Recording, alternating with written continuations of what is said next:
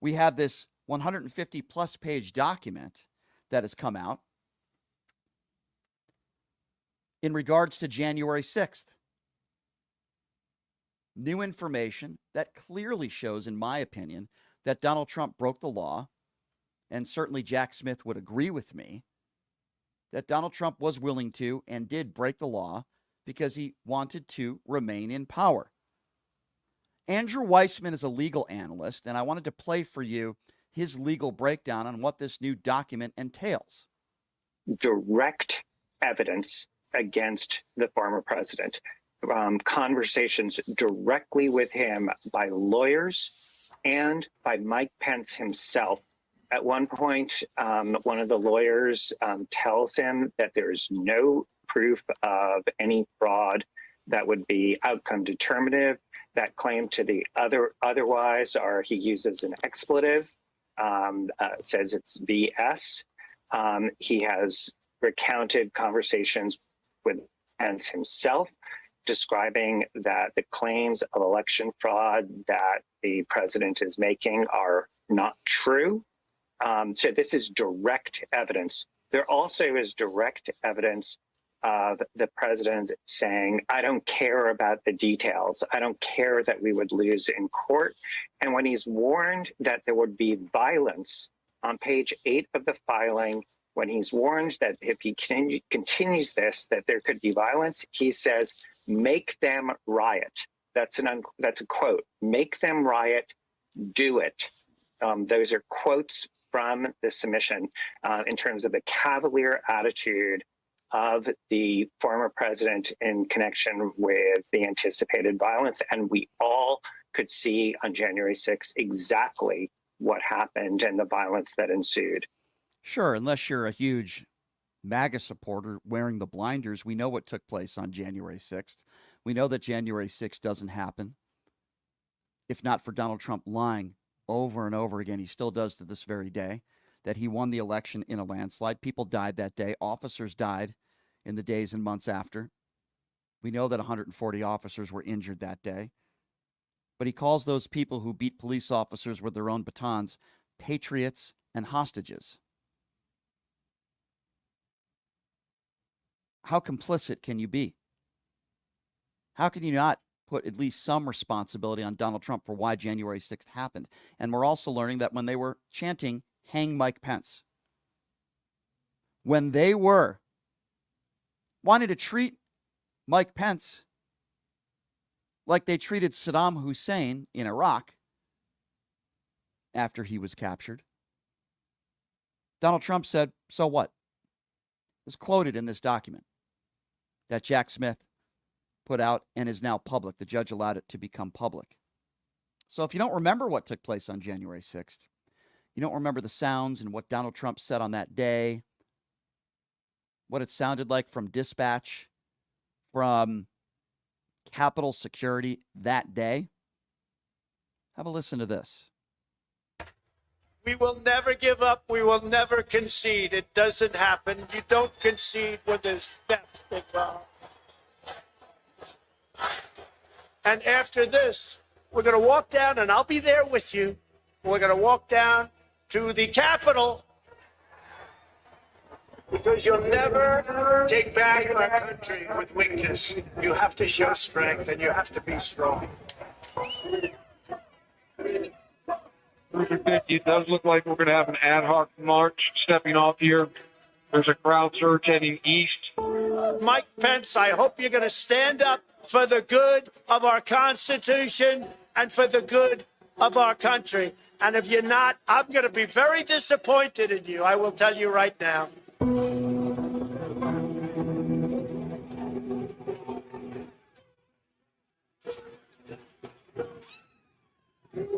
We're going to give riot warning as soon as we're out of here. We're going to give riot warning. We're going to try to get compliance, but this is now effectively a riot. 49 hours declaring it a riot. 5 to 50 feet by trying to bridge to get to the Capitol.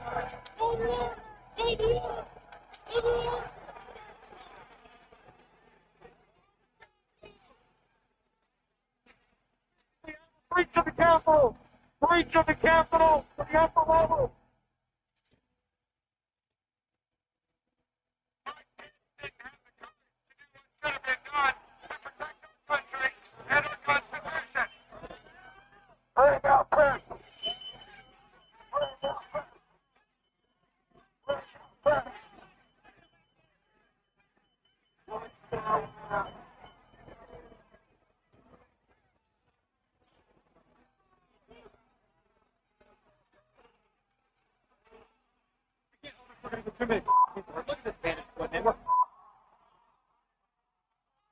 China, the alphabet.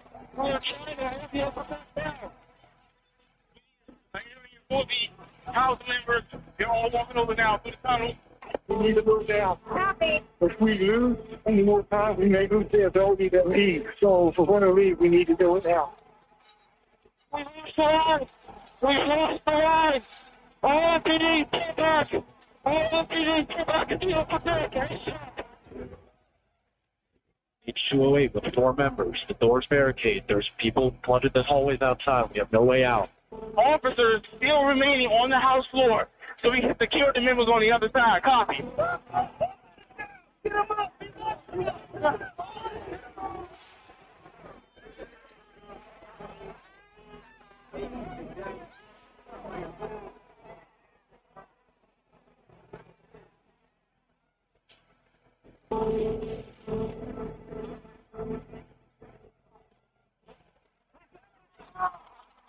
And if I win, I will be looking very, very strongly about pardons.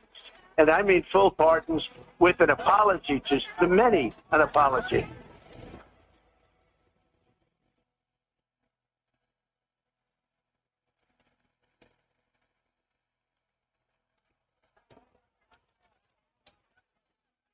Peaceful people. These were great people. The crowd was unbelievable. And I mentioned the word love, the love in the air. I've never seen anything like it.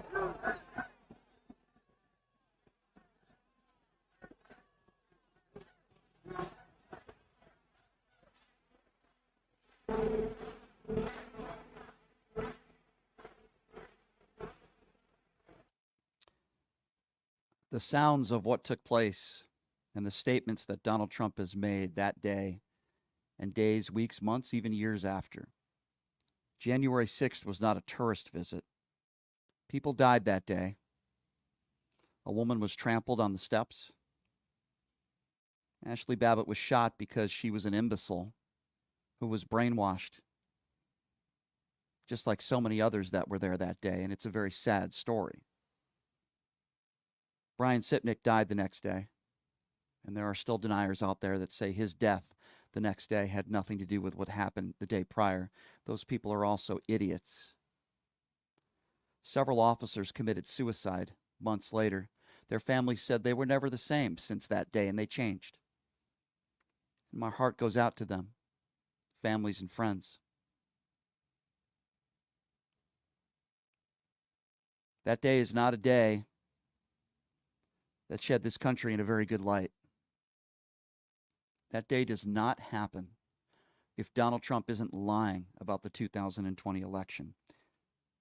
And even now, on a debate stage, his vice presidential running mate, J.D. Vance, who is a complete coward and an imbecile and only speaks to one person, that's Donald Trump, refused to answer the question if Donald Trump lost the 2020 election.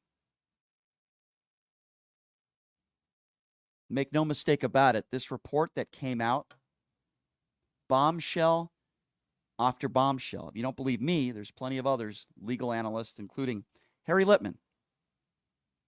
I want you to listen to him. He's the former Deputy Assistant Attorney General who says he believes the revelations will have an impact on the 2024 presidential election. Well, my number one takeaway is that it was actually uncovered. Trump has tried very hard to keep all this information from seeing the light of day. Now it is out. The cat's out of the bag. He can't try to appeal or keep it from being there. So it has an immediate impact as sort of an October surprise in the election. In the substance, we have all kinds of new evidence, bombshells, really a fusillade of shock and awe from Smith, starting with Trump statements. He wasn't in front of the grand jury, but people were who heard him. They've given many of his statements. They're all going to be admissible at trial. They show he knew just what was going on. Second, Mike Pence statements. Remember, he wasn't there on January 6th, but he testified to the grand jury, and he lays out really a chilling campaign by Trump to make him try to break the law. And finally, on the Pence point, two more things actually, Major.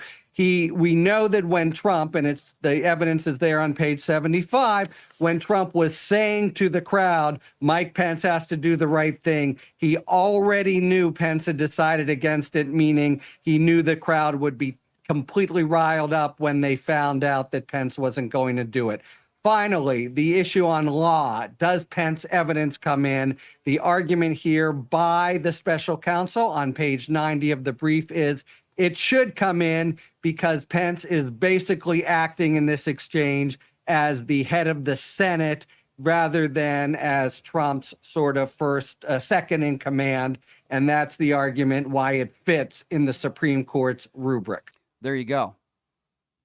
By the way, a side note here for you MAGA morons. All this evidence didn't come from Democrats. Stuff didn't come from the left. The evidence came from Republicans. It came from the people who worked with Donald Trump. This came from Trump loyalists. How can any of you forget that? This didn't come from liberals, didn't come from the far left, it didn't come from people with Trump derangement syndrome. No, this came from people who worked underneath Donald Trump, who were loyal to the man. Doesn't that mean something to some of you? Doesn't that give this a lot of credibility? So what is Donald Trump's reaction to this? Nicknames for Jack Smith. Denial, denial, denial. Here's what Donald Trump said yesterday when asked about this new report. We know that Special Counsel Jack Smith had filed court documents calling your actions in the aftermath of the 2020 election, quote, a private criminal effort. Can you respond to that? He's a deranged person. I call him deranged Jack Smith. He just lost the big documents case. That was the biggest of them all. They said the documents case, and they said that was the toughest of them all. Let me tell you, we just won it, and it was won strongly and completely. And it was a total victory in Florida. And he is a person who is trying, and he works for Kamala and he works for Joe. This was a weaponization of government, and that's why it was released 30 days before the election. And it's nothing new in there, by the way, nothing new. They rigged the election. I didn't rig the election. They should have never allowed the information to come before the public. But they did that because they want to hurt you with the election. It's pure election interference to get an incompetent person like Kamala. She's grossly incompetent. She's more incompetent than Biden to get these people elected. Right, it's election interference. Funny, I didn't hear Donald Trump talking about that in 2016 when Comey said a week before the elections that Hillary Clinton was under investigation. Remember that? For the server, which, by the way, found nothing, no guilt, not only no convictions, but she was never charged with anything. I didn't hear Donald Trump and MAGA Republicans out there talking about election interference, and there are plenty of people out there that still say to this very day that that was probably the difference in why she lost. No, Jack Smith is trying to get this case back in, not for election interference, like you say, because he wants you held accountable, just like so many other Americans want you held accountable. Babbitt would be alive today. The woman who was trampled, she would be alive today. I believe Brian Sitnick would be alive today. Those officers who committed suicide would be alive today. Those 140 plus officers that were injured. Some of them lost fingers. Some of them have traumatic brain injury. Don't even get me started with that when it comes to soldiers. You call TBI just minor headaches. Donald Trump has never been held to account for basically anything in his entire life. The womanizing, Epstein Island, the despicable behavior, and in my opinion, crimes. He's never been held to account for anything. The chickens are finally coming home to roost, but the only way that he's going to have to stand trial for these charges in the future is if he doesn't win in November, because if he wins in November, this is squashed. Remember that when you go to the voter booth in November in around 30 days.